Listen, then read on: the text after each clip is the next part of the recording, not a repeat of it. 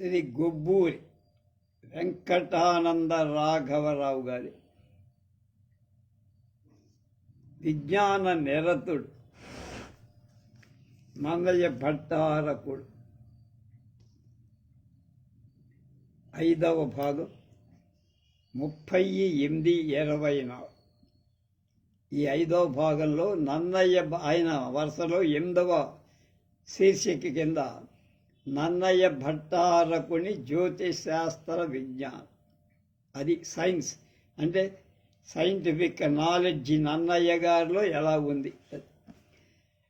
మహాభారత బద్ధ నిరూపితార్థమేర్పడ తెనుగున రచయింపుము అధిక ధీయుక్తి మెయిన్ అని రాజరాజు నన్నయ్య భట్టారకుణ్ణి నియమించగా నన్నపార్యుడు లేచి వినతుడై అమరిన తారకా సముదయం బెన్నబులనెన్నను భారతీ సముద్రము దరియంగ నీదన్ విధాతృ న కైనను నేర బోలునే అని భారత ప్రశంసతో చెప్పాడు. ఏమయ్యా రాయమనరావు కానీ ఆకాశంలో ఉండే నక్షత్రాలను లెక్కేయటం, భారతీ సముద్రంలో అంటే భారతం అనే సముద్రాన్ని ఏదటం బ్రహ్మకు కూడా చేత అవుతుందా? కాదు, నన్ను చేయమంటున్నావు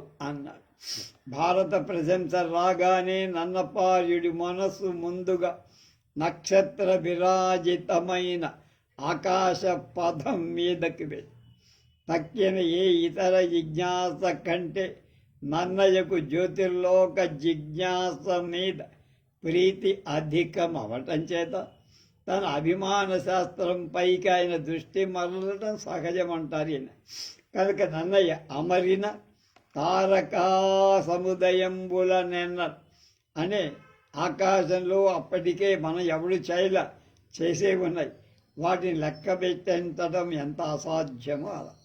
కనుక మొదట విన్నవించాడని చెప్పి విమర్శకుల అభిప్రాయాన్ని ఒకంతట అంగీకరింపారు. దీన్ని నాకు కష్టసాధ్యాలు లెక్కించడానికి సాధ్యం కాని పనులను గురించి చెప్పేటప్పుడు ఇలాంటి ఉపమానాలు లోకంలో సహజంగా. కనుక యజ్ఞం చేసేటప్పుడు దక్షిణ ద్రవ్యాన్ని ఎవరు లెక్కించి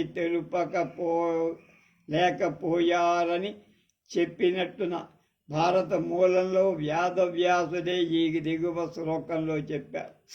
సికతావా యథాలోకే యథా వాది వితారక యథా వా వర్షతో ధర అసంఖ్యేయాహస్మ కేనచిత్ తథా గణయితుం శక్య గయయజ్ఞేన దక్షిణ.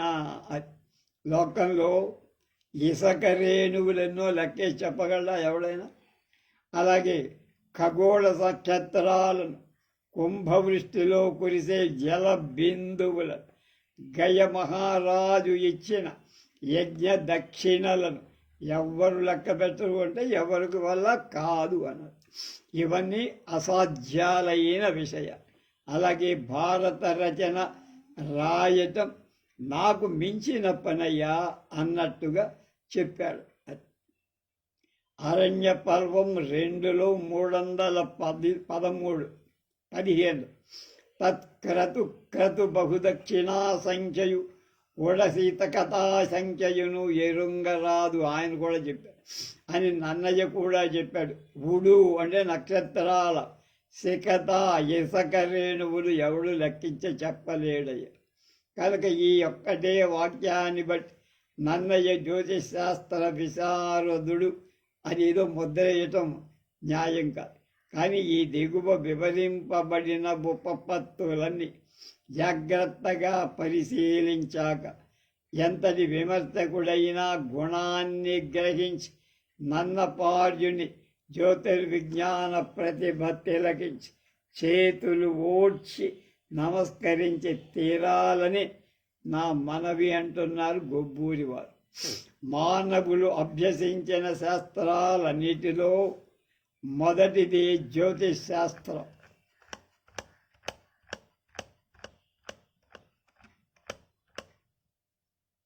మైకెల్ ఫ్యారడే ఒకప్పుడు అన్నాడు, the path of the progress of science is strewn అంటే పేనబడిన with the upper corpus C O R P S అంటే చచ్చిపోయిన శవాలు, corpus of dead and dying hypothesis అన్నారు.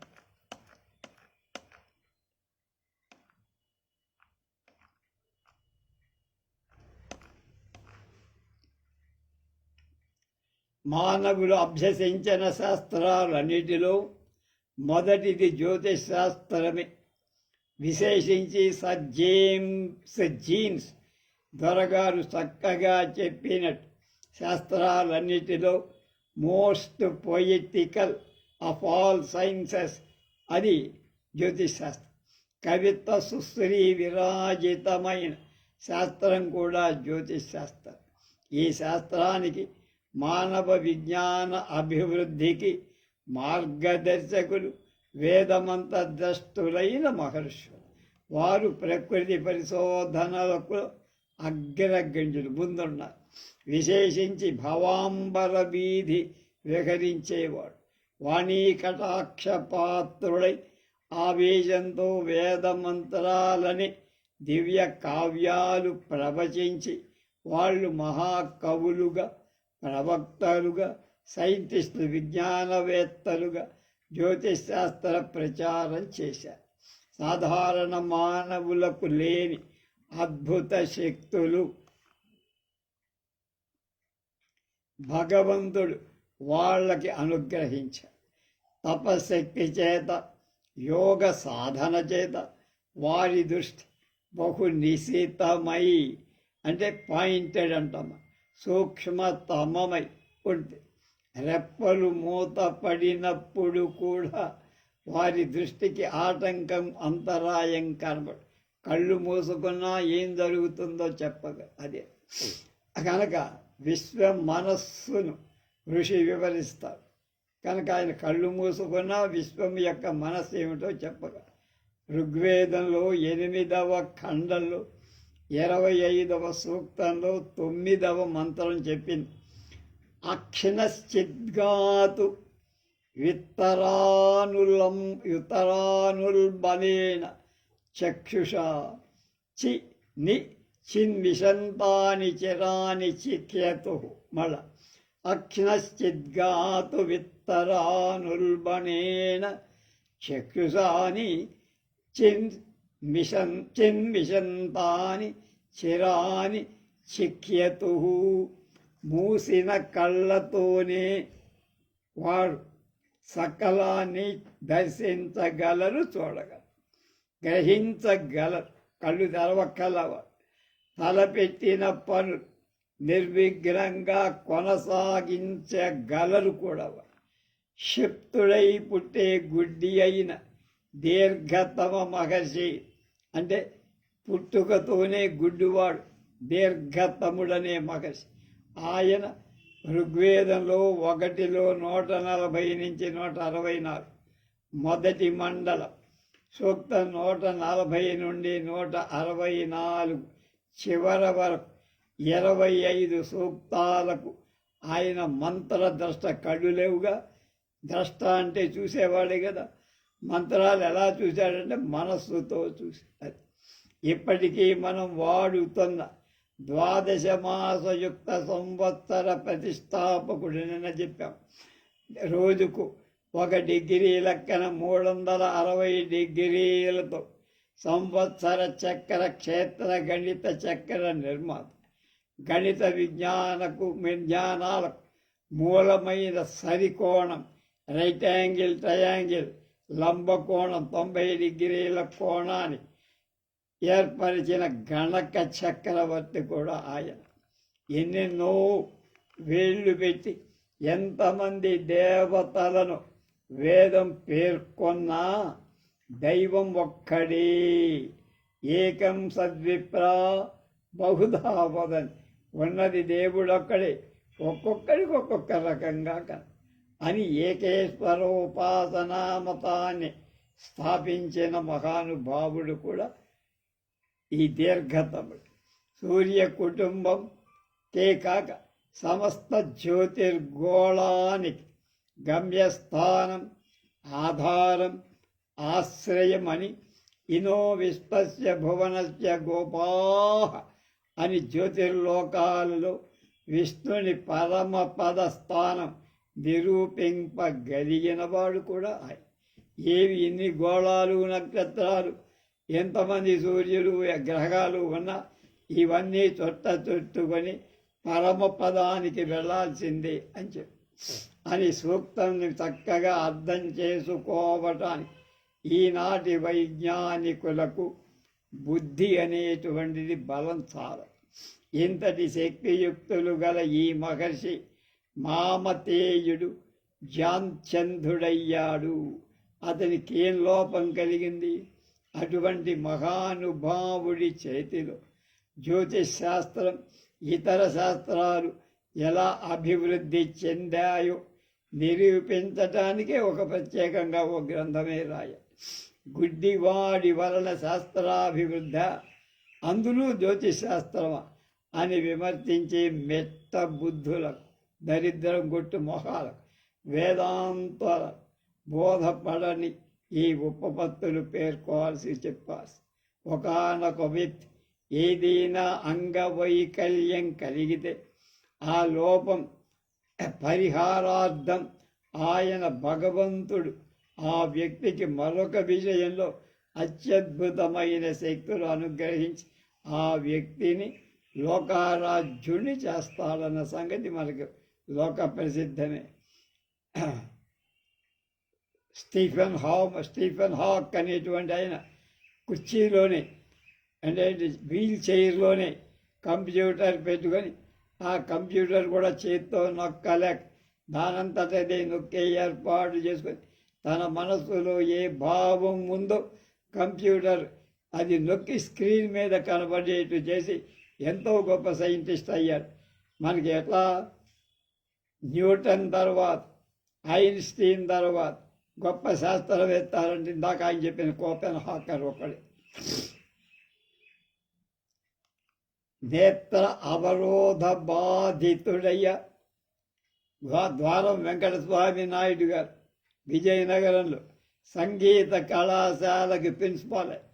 ఆయన సంగీతం వయోలిన్ మీద కనుక వ్యాయిస్తూ ఉంటే ఆవులు, గేదెలు మొత్తం సకల చరాచరమంతా అలా నిశ్చేష్టంగా నిలబడిపోవాలి.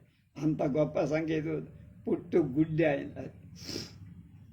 అలాగే ఇంకొకటి ఉంది, ఎక్కడ అంతర్వేది దగ్గర ఒక రామాలయం ఉంది. అంతర్వేదిలోనే ఉందో పక్కన ఉందో. అందులో ఆ రామాయణంలో ఒక వైష్ణవ అర్చకుడు ఉన్నాడు. ఆయన కూడా పుట్టి గుడ్డే. శ్రీరామ నవమి నాడు ఆయన శ్రీరాముడికి ఊరేగింపు జరుగుతుంది. ఆ ఊరేగింపు జరగటానికి రాముడికి అన్ని రకాలైన వస్త్రాలు, అలంకారాలు, ఆభరణాలు, రంగు అన్నీ వేసి ఆయన తయారు చేసి ఉంచుతాడు. ఆయన కళ్ళు కనపడు, అది అంతర్దృష్టితో చూస్తాడు. ఇది నేను కూడా లైవ్లో చెప్పిన మాట ఇదివరకే చెప్పా. దీని మీద ఈయన ఆయన పేరు జ్ఞాపకం, ఆయన రాశాడు ఇట్లాంటి విశేషాలన్నీ కూడా. అలాంటి వాడే కనుక ఒక అవయవానికి లోపం ఉంటే మిగతా అవయవాల్లో ఏదో ఒకదానికి విశేషమైన అనుభవం వచ్చి అన్నీ చెయ్యగలుగుతారు. అలాగే ధ్యాన తపశక్తులతో మానవుడు లోకోత్తరమైన చరిత్రులు అంటే మనుషులు కాగలరని వాళ్ళ పవిత్ర జీవితం దివ్యమైన నిదర్శనంగా మనకు చెప్తారు. మహర్షి మామతేయుడు ఆయన పేరు. ఆయనే దీర్ఘతముడిలాగా అంగవైకల్య బాధితులైన వేద ఋషులు తపోయోగ సిద్ధులై మహాద్భుత శక్తి సంపన్నులై లోకమాన్యులు అయ్యారనటం నిర్వివాదాంశం. ఈ మధ్యనే సుమారుగా ఈ నెలలోనే కిందటి నెలలోనే చనిపోయారు ఒక ఆయన పుట్టి గుడ్డి కాదు, కొంచెం వయసు వచ్చిన 10-15 ఏళ్లకు ఎప్పుడు ఆయన గుడిదనం వచ్చేసి ఆ గుడ్డితనంలోనే ఆయన డిగ్రీలు పాస్ అయ్యాడు. ఆయన అదేంటి అనేక విషయాల మీద పరిశోధన చేశాడు, లెక్చరర్ అయ్యాడు, ప్రిన్సిపాల్ అయ్యాడు, యూనివర్సిటీకి కూడా ఆయన డీన్ అయ్యాడు. ఈ మధ్యనే చనిపోయాడు, పేరు జ్ఞాపకం రా. ఆయన ఆచార్యుడు అన్నమాట. కనుక గుడ్డితనం వాళ్ళకేమి ఇబ్బంది కలిగించదు. కనుక వేదవ్యాసముని ప్రణీత పరమార్థమైన సంస్కృత భారత విశేషాలకు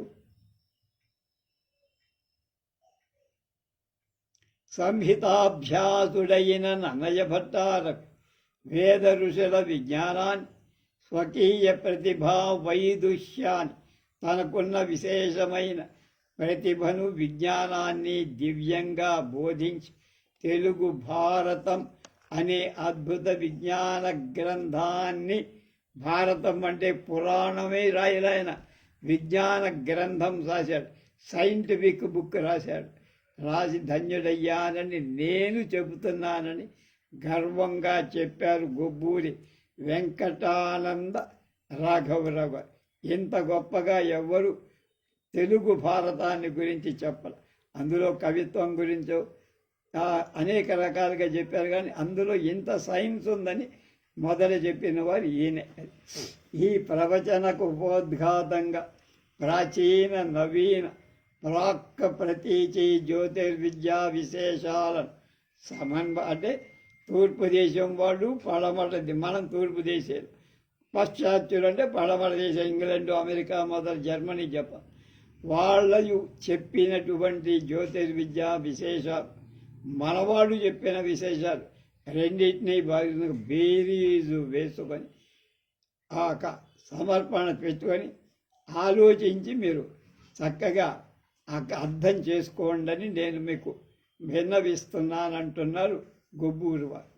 ఈ అనుబంధం ముందుగా ఓపికతో చదివి ఆ తర్వాత రాయబోయే పేజీలలో చదవాలని కైమోడ్పులతో విన్నవిస్తున్నానన్నాడు. రెండు చేతులు జోడించి చదివే పాఠకులకు, మనబోటి వాళ్ళకైనా నేను మనవి చేస్తున్నాను, విన్నవిస్తున్నాను. అమృతం కోసం దేవదానవులు క్షీరసాగరాన్ని మదించారు. అందువల్ల పుట్టిన వస్తువుల వివరాలు అన్ని పురాణాల్లో చెప్పబడ్డాయి. సంస్కృత భారతంలో కూడా ఉంది. నక్షత్ర శోభితమైనటువంటి ఆకాశం వంక తలెత్తి చూసే వాళ్ళందరికీ మెంట ఒక పెద్ద తెల్లటి దృశ్యం కళ్ళకి కనపడుతుంది.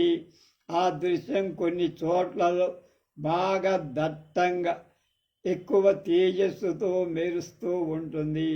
ఋగ్వేద కాలం నుండి ఆ సాంద్రం అంటే గట్టిగా తెల్లగా ఉన్న దృశ్యాన్ని పాలసందరం అనే పేరుతో పిలుస్తున్నారు మన వాళ్ళు. వేదాల్లో కానీ ఎక్కడైనా కానీ ఉపనిషత్తుల్లో కానీ లేకపోతే పురాణాలు. నభోమండలంలో మరికొన్ని చోట్ల అది దాబళ్యం తెలుపుతనం తగ్గి పొట్ల పువ్వులాగా, పాల విరుగులాగా, మజ్జిగ తేటలాగా తెల్లగా కనపడు. ఇందాకంత తెల్లదనం ఉండదు, ఇప్పుడు తెల్లదనం తగ్గుతుంది. అందులో వైశాల్య విషయం కూడా కొంచెం తక్కువ. ఇందాకంటే ఎక్కువ స్థలాన్ని ఆక్రమించి ఎక్కువ తేజస్సు కలిగి ఎక్కువ అన్నీ కూడా అందులో ఉండే పదార్థాలన్నీ దగ్గరగా ఉంటాయి. ఇప్పుడు రెండవది దూరంగా ఉంటాయి పదార్థాలు, తేజస్సు తక్కువ, అది ఆక్రమించే ప్రదేశం కూడా తక్కువ.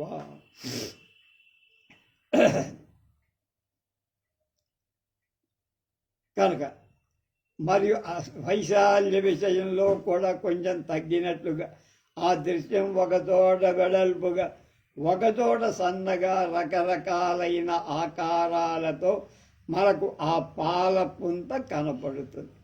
ఈ ధవళ తెల్లటి దృశ్యాన్ని మన వాళ్ళు ఆకాశ గంగ అన్నారు.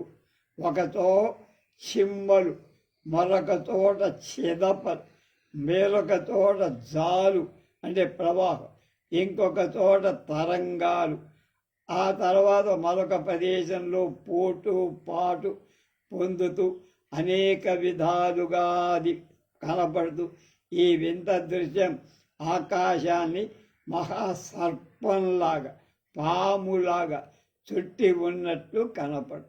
భారతీయులు దీన్ని క్షీరసాగరం అని, దివిజ గంగా, వ్యోమ గంగా అని సాంద్రతను బట్టి 2 భాగాలుగా విభజన చేసి, కానీ పడమటి వాళ్ళు అంటే ఇతర దేశస్తులు దీనంతటినీ కలిపి ఒకే మాట పేరు పెట్టారు, మిల్కీ వే. దీని సరైన తెలుగు పాలవెల్లి. మన గృహంలో దేవతా ప్రతిష్టన చేసేటప్పుడు తీనెల మీద ఈ ధవళ దృశ్యాన్ని మనం సంక్లిష్టంగా పాలవెల్లి లోపల బయట మెరసే. పాలవెల్లి అంటే వినాయక చవితి వస్తుంది మనకి. అది వెదురు పొల్లలతో లేదా చిన్న వెడల్పుగా ఉండే బద్దలతో ఒక పందిరిలాగా అల్లి అమ్ముతారు. 10-15 పెట్టి కొనుక్కుంటాం. ఆ పాలవెల్లి మధ్యలో దారము కోసవ పెట్టి దేవుణ్ణి ఎక్కడ పెట్టామో ఆ దేవుణ్ణి ఎత్తి మీద పెట్టి దాని మీద పూలు, ఈ తామర తూళ్ళు, తామర ఆకులు, తామర పూలు, కలవ పూలు, తర్వాత ఈ వెలగ కాయలు మొదలైనవన్నీ దానికి గుచ్చి చాలా అలంకరణ చేస్తాం. అది కూడా పాలవెల్లే. మన ఇళ్లలో స్త్రీలు రసగుళ్ళ అనబడి పాదరసపు బుడ్డను వ్రేల కట్టి శోభ కల్పిస్తారు. తేజస్సు కలగడానికి మెరయటానికి పాదరసపు బుట్లు దొరక్కపోతే లక్కకాయలు, వెలక్కాయలు మొదలైన గుండ్రకాయలను నక్షత్ర గోళాన్ని సూచించటానికి వ్రేలాడగడతారు.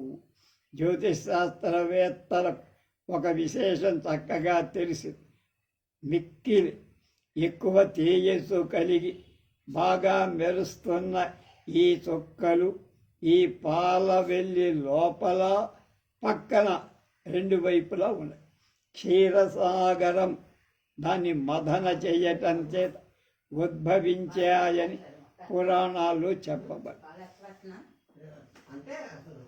సమస్తాన్ని నక్షత్ర రూపంలో పాలవెల్లి పరిసరాల్లోనే చూడవచ్చు. అది బాగా తెలుసు. ఇంకొక విషయం ఏమిటంటే, వేద పురాణ ప్రసిద్ధులైన మన వాళ్ళ దేవతలందరూ నక్షత్ర స్వరూపులే.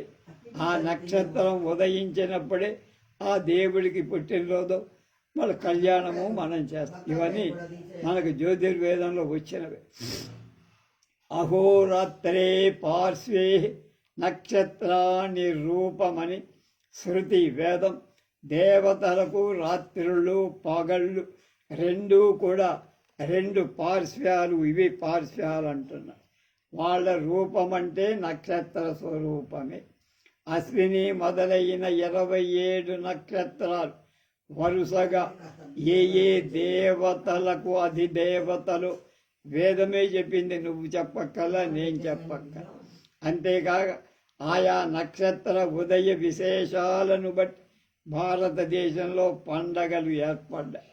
ఋగ్వేదం 5వ మండలంలో 77వ సూక్తంలో 1వ మంత్రం, ప్రాతర్యావాణ ప్రథమాయధ్వం.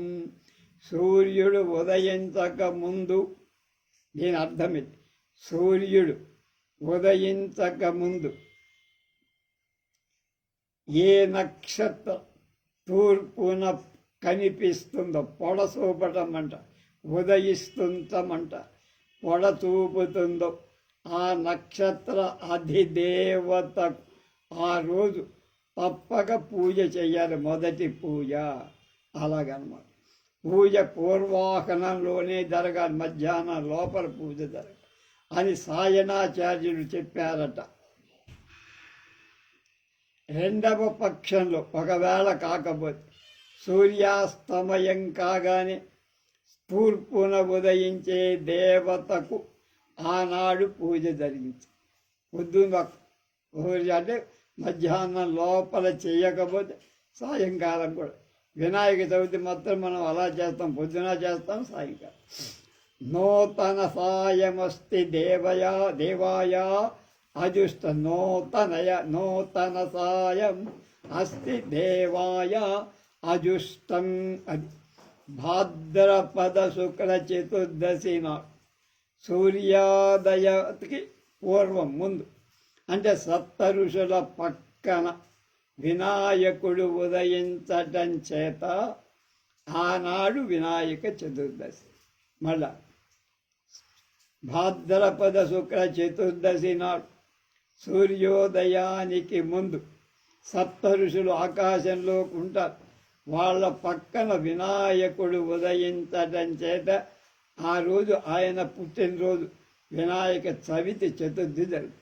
మర్నాడు సూర్యోదయానికి ముందుగా సప్త ఋషి ఉదయమయ్యే నాటికి ఆ రోజు పంచమి అవుతుంది. అదే ఋషి పంచమి కింద అది.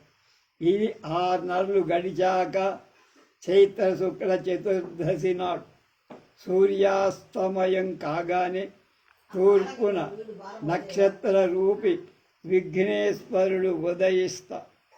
కనుక ఆ రోజు కూడా మన పంచాంగాలు గణేష పూజ చెయ్యమని చెప్తున్నాయి.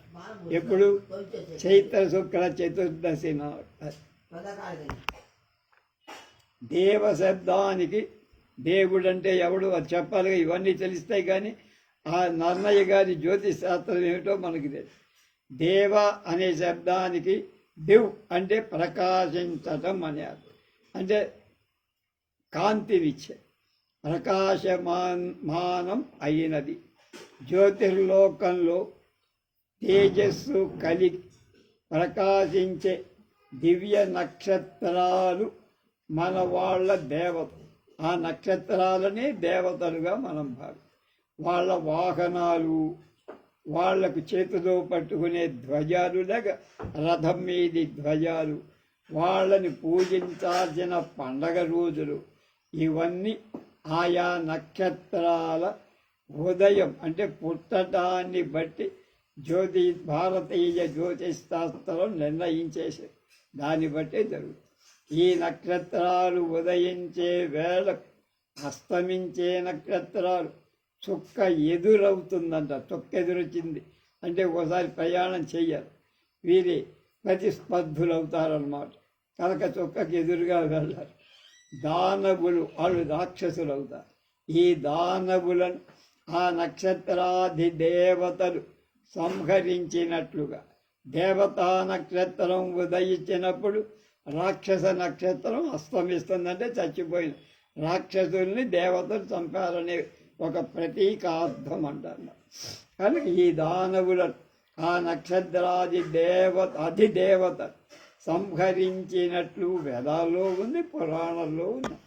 ఇవి మనకు అర్థం కావాలంటే క్షేత్ర గణిత అన్వయంతో, జామెట్రీ సహాయంతో జ్యోతిర్గోళ విశేషాలు చక్కగా గ్రహించాలి. అలా తెలుసుకోవటానికి అంత ఓపిక మన దగ్గర లేదు కనుక భారతీయులకు, విదేశస్తులకు వేద పురాణ వాంగమయం అంతా అది తెలుసుకోలేని వాళ్ళకి, తెలుసుకోవటం ఇష్టం లేని వాళ్ళకి అదంతా nonsense, bushel fulls of chaff అన్న. Bushel fulls of chaff, CHAFF అలా అనిపిస్తుంది. అసందర్భ ప్రలాపాలు, ఓక దంపుడు అన్నట్టుగా అనిపిస్తుంది. మన వాళ్ళకి అనిపిస్తుంది, ఎవరికే. కనుక ఓపికతో చదివి గ్రహించే వాళ్ళకి మన వేద పురాణాలు మహావిజ్ఞాన రత్నాకరాలు అంటే సముద్రాలు. పెంట కుప్పల మీద వరి, జొన్న, జొన్న, బియ్యపు గింజలు ఏరుకొని తిరిగేటువంటి కోడి, దానికి రత్నహారం దొరికితే ఏం చేసుకుంటుంది? ఏం చెయ్యదు. బక ధ్యానం అంటే కొంగ నీళ్లలో జపం చేస్తున్నట్టుగా ఒంటి కాలం మీద నిలబడి దాని జపం దేనికి? ఎక్కడ చేప కనపడుతుందా అని అది చూస్తూ దొరకంగానే లటుక్కొని మింగ. ఏ చేపనో జల్లనో పట్టుకొని తిని కడుపు నిండి చాలా కాళ్ళ బతుకుడే కుక్కెర లాంటి జీవులు, ఏ కష్మలాలు తిని పొట్ట నింపుకొని కలకాలం బతికే కాకి లాంటి జీవులు. మన వాళ్ళ సంస్కృతి వెగటుగా తోచటం సహజమే అంటున్నారు మన బుద్ధిహీనతకి మాంద్యాన్ని. అలాంటి పరభాగ్య ఉపజీవుల నన్నయ్య కంపు ఇంపు కానేర. కాకపోతే నష్టమేం లేదు, తెలుసుకున్న వాడికి తెలుసుకున్న. క్షీరసాగర మథన సందర్భంలో హయరత్నం ఉచ్చైశ్రవం అనే గొప్ప హయం అంటే గుర్రం దొరికింది, వచ్చింది. వేదంలో ఇది ఎక్కడ బయట నుంచి రాదు. వేద్వఘాశ్వమని దధిక్రయమని వర్ణించబడి సముద్రం ఒడ్డున ఈ శ్వేత అశ్వం ఉన్నప్పుడు కశ్యప ప్రజాపతి భార్యలు ఇద్దరు, వినత కద్రువలు ఇద్దరు దాన్ని చూశారు. కశ్యపుడు మహర్షి నక్షత్ర రూపుడై ధ్రువక్షితిలో మెరుస్తున్నాడు. కశ్యపు వలన చరాచర భూతరాశి ఎలా ఉద్భవించిందయ్యా? కశ్యపుడు మనకి ఈ ప్రపంచం సృష్టికి ఆయనే కారకుడు కదా అని ఆది పర్వంలో 3వ పర్వంలో ఆది పర్వంలో 3వ అధ్యాయంలో 58వ దానిలో చెప్పారు. అతడికి 13 మంది భార్యలయ్యా. అదితి, దితి, ధను, కాల, నాయు, సింహిక, ముని, క్రోధ, ప్రలంబారిష్ట, వినత, స్వరభి, కద్రువలు 13. కశ్యపుడి అనే మహర్షికి 13 భార్య. దేవతలు వాళ్ళందరూ కూడా అదితి సంతానం, అంటే మొదటి ఆవిడ అదితి. దితి సంతానం అంతా రాక్షసులు కనుక దైత్యులు అంటారు. ధనువులు అంటే దానవులు. కాలకులు, కాలకు వినాశ క్రోధాదులు. ఆయుషకు వాళ్ళు ఒక్కొక్కరికి పుట్టారు. దితికి దైత్యుడు, ధనుకు అనే అమ్మాయికి దానవులు, కాల అనే ఆమెకు వినాశ క్రోధ ఆదులు, ఆయుషు అనే అమ్మాయికి వృత్తాదులు, సింహికకు రాహువు, ముని అనే ఆమెకు గంధర్వులు, స్వరభికి ఆవులు మొదలైనవి అప్సరసలు, వినతకు అనూరుడు, గరుత్మంతుడు, అలాగే కద్రువకు పక్షులు కూడా కద్రువకు నాగజాతి ఉద్భవించారు. ఒక్కొక్కళ్ళు ఒక్కొక్క రకంగా. దేవతలలో ఇంద్రుడు పెద్ద, దైత్య దానవాది దేవశత్రువులకు వృత్తుడు అని వీళ్లలో వృత్తాసుడు పెద్ద. ఖగోళ ఉత్తర ధ్రువం నుండి దక్షిణ ధ్రువానికి వ్యాపించే రేఖలు మెరిడియన్స్ అంటారు, అక్షాంశ రేఖ. కశ్యపుడి భార్య ఆ రేఖలున్నాయే 13. ఆ 13 అవి ధ్రువరేఖలు. ఆ ధ్రువరేఖలే కశ్యపుడి భార్యలు. అది వాళ్ళ సంతానం నక్షత్ర రూపంగా జ్యోతిర్లోకంలో వ్యాపించి ఉంది. కనుక చిరకాలం ఈ నక్షత్ర గతులను పరిశీలించిన ఖగోళ శాస్త్రవేత్త వాన్ క్యాప్టెన్ అనే డచ్చి దేశస్థుడు పాశ్చాత్య జ్యోతిర్విధుడయ.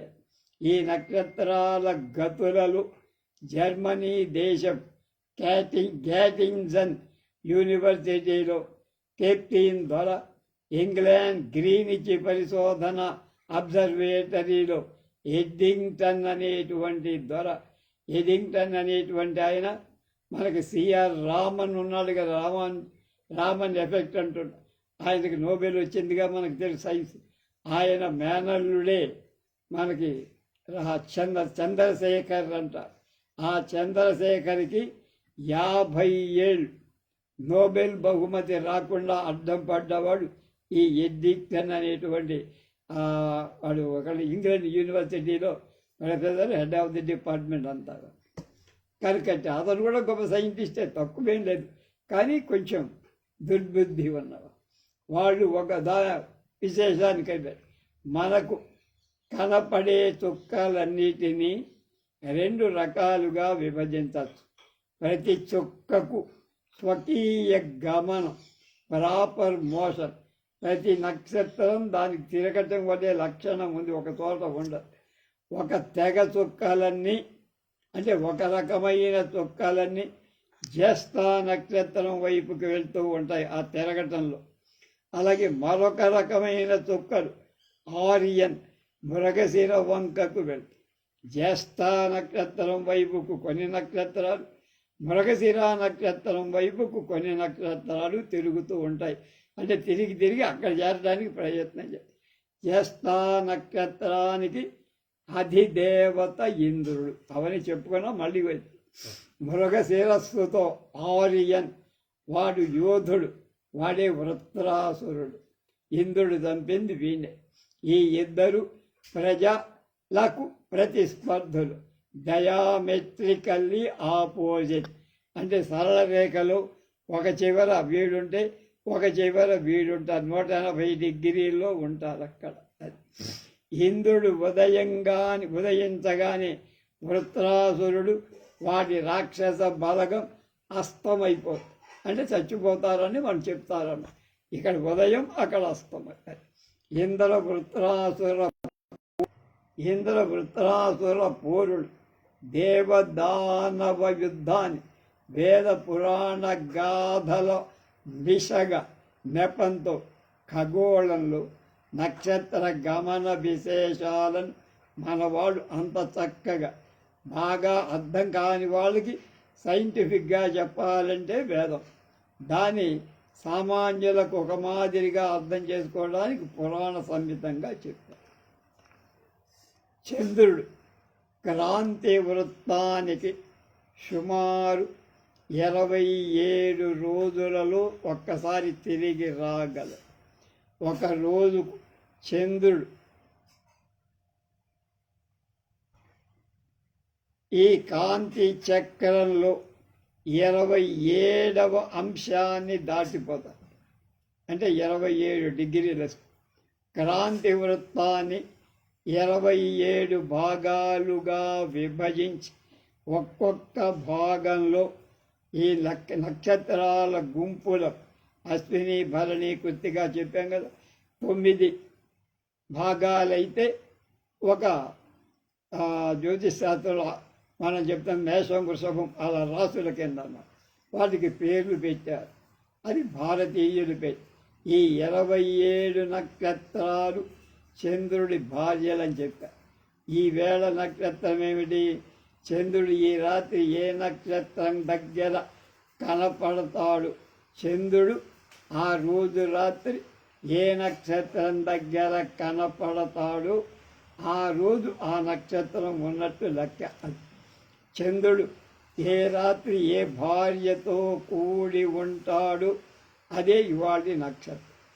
అలాగే అర్థం కాకపోతే జ్యోతిర్విషయాలను గ్రామీణులైన పామరులకు కూడా తేట తెల్లం చేసి వాళ్ళకు కూడా విజ్ఞాన సారాన్ని అందజేసి సమస్త జనులకు విజ్ఞానాన్ని వెదజల్లాలనే సదుద్దేశంతో వేదమంత్ర ద్రష్టలు, పురాణకర్తలు వినోద కథలుగా గాథలుగా రచించి మనకు అంత గహనమైన విషయాన్ని అరటి పండు వంచి చేతిలో పెట్టినట్టుగా చెప్పి పురాణాల ద్వారా పురాణకర్త భారతీయ జనసామాన్యానికి విజ్ఞాన సారాన్ని ప్రసరింపచేసినట్లుగా పాశ్చాత్య వైజ్ఞానికులు పడమటి ప్రజలకు విజ్ఞాన సారం నేటికి అందియలేకపోతున్నారు. మన వాళ్ళు ఇచ్చినట్టుగా ఎప్పుడో ఇచ్చినట్టు ఇప్పటికీ వాళ్ళు చెప్పలేకపోయారు. కనుక కాలగతి వలన పురాణ గర్భితమైన పురాణాల్లో ఉన్నటువంటి రత్న సముచ్చయం ఇప్పుడిప్పుడే వాడు బయట పెట్టుకోవటం మన వాళ్ళు ఇప్పుడు. ఇక కద్దులు వినతలు ఎక్కడికి వచ్చాము? ఇందాక వచ్చాం, ఆ సముద్రం దగ్గర ఆగారు, ఒక గుర్రం కనపడింది, ఆ కద్దులు వినతలు ఇద్దరూ చూశారని చెప్పారు. అక్కడ ఆసి విషరోగాలు తల్లి అయిన కద్రువ కపటి అమ్మాయి. అంటే ఆమెకు కద్రువ ఎవరు? నాగమాత కదా, కనుక ఆ నాగులకు వినత అమాయకురాలు కనుక దైవ లక్షణాలు ఈమెకుంటే రాక్షస లక్షణాలు. సంస్కృత మూలంలో ముందు హయవర్ణాన్ని గురించి కద్రు వినతల సంవాదం, ఆ తర్వాత వాడు వేసుకున్న పందెం, తర్వాత సముద్ర వర్ణనం ఈ క్రమంగా ఉంటాయి. ఆది పర్వంలో యహ నిశమ్య తదా కద్రోర్వినత మిదమబ్రవీత్ ఉచ్చే శ్రవాహి కిం వర్ణో భద్రే ప్రబ్రూహి మాచిరం వినత ఉవాచ శ్వేత ఏవాస్వరాజోయం కిం వా త్వం మన్యసే శుభే బ్రూహి వర్ణం త్వమప్యస్య తతోత్ర విపణావహి. కద్రువాచ కృష్ణవాలమగం మన్యే హయమేనం శుచిష్ణతే ఏ హి సార్థం మయా దేవ్య దాసీభావాయ భామిని. తర్వాత కద్రువ తన పుత్ర సహస్రాన్ని పిలిచి 1000 మందికి, ఏమిటి వాడు పావులు, వినత మీద కపటం చెయ్యమంటే వాళ్ళు అంగీకరించాల. వాడు మంచివాడు. జనమేజయ సర్పయాగంలో పడి శాస్తారు మీరు అని కద్రువ తన కొడుకుకే శాపం ఇచ్చింది. సర్ప విషహరమైన విద్య ఇచ్చింది. ఇంతటితో 25వ అధ్యాయం ముగిసింది. తర్వాత సముద్ర వర్ణన 21, 22 అధ్యాయాలు 30 శ్లోకాలలో సముద్ర వర్ణన వర్ణించాడు. ఇంచుమించుగా ఎన్సైక్లోపీడియా విశ్వకోశంలో చేర్చదగిన సముద్ర వర్ణనం ఇది అంటున్నాడు. ఎన్సైక్లోపీడియాలో ఈ వ్యాసుడు చూపించినటువంటి ఆ సముద్ర వర్ణాన్ని చేర్చాలంటున్నారు గొబ్బూరు. విశ్వకోశంలో చేర్చదగిన సముద్ర వర్ణనం ఇది. ఇందు శబ్దాలంకార అర్థాలంకార విశేషాలు కాదు, ఖగోళ విశేషాలు కాదు, శ్లేష ఉపమాది విశిష్ట రచనలేం లేవు. సంస్కృత భారతాన్ని 17వ శతాబ్దంలో తెలుగు వచన గ్రంథంగా చేసిన కళువ వీరరాజు రచనం ఈ అంటే తన తెలుగులో వచనంగా రాశాడు. పరిశీలించి చూడటం వల్ల మంచిగా ప్రయోజనం కలుగు. ఏం చెప్పాడైనా? మహత్తరంబు జలధారంబును మహాఘోషణ భీషణంబును తిమింగాల ప్రముఖ సవిల సంతాప సంకీర్ణంబును అఖిల రత్నంబులకు అకరంబును వరుణకు ఆలయంబును అఖిల సత్వంబులకు నానాపుస్తకంబును బలవానరంబునకు ఆశ్రయంబును అసురవరులకు కారాగృహంబును సకల లోక భయంకరంబును అమృతంబునకు ఉద్భవస్థానంబును అప్రమేయంబును అచించంబును అద్భుత జల ప్రపూర్ణంబును ఆవర్త శత సమాకీర్ణంబునై మహానిల సంక్షోభంబును అన్బొళమ తరంగహస్తంబుల నృత్తంబు చేయు చందంబునం త్వరంగలించుదు కుముదబాంధవుని వృద్ధిక్షయంబులు కారణంబుగా తాను వృద్ధిక్షయములు గనుతు పాంచజన్యంబబ్బున దివ్య శంఖంబునకు ఉద్భవం బగుతూ మహావరాహ రూపధరుండగు గోవిందుండు భూదేవి నుద్ధరించు సమయంబున అతని వివిధ విహారంబుల వలన అగ్గలింగన జలంబులంబు కనపట్టుతు అనేక కాలంబు నిజాంత ప్రదేశంబున తపంబు చేయుతున్న తపంబు అని మామూలుగా ఉంటాం. ఆయన రాసిన కళువ వీర్రాజు దానిలో కళ్ళ తపంబు భూ కింద బాబత్ ఇచ్చాడు.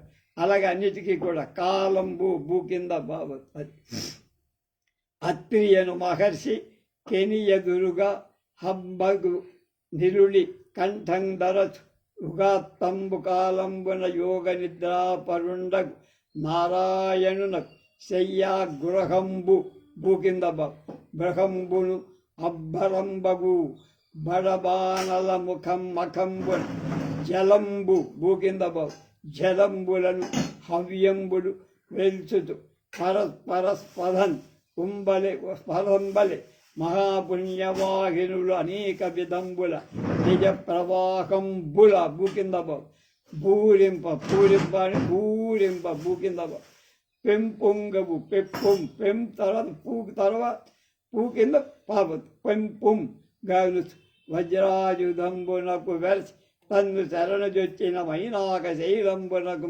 సంరక్షకంబును ఆకాశంబునకున్ పోలి అపార అవత్వంబున్న వెలయుతున్న అంభోనిధానంబు చేరంజని జా కింద జాబత్తు కూడా వెళ్ళి చేరంజని మామూలుగా రాస్తాం ఇప్పుడు.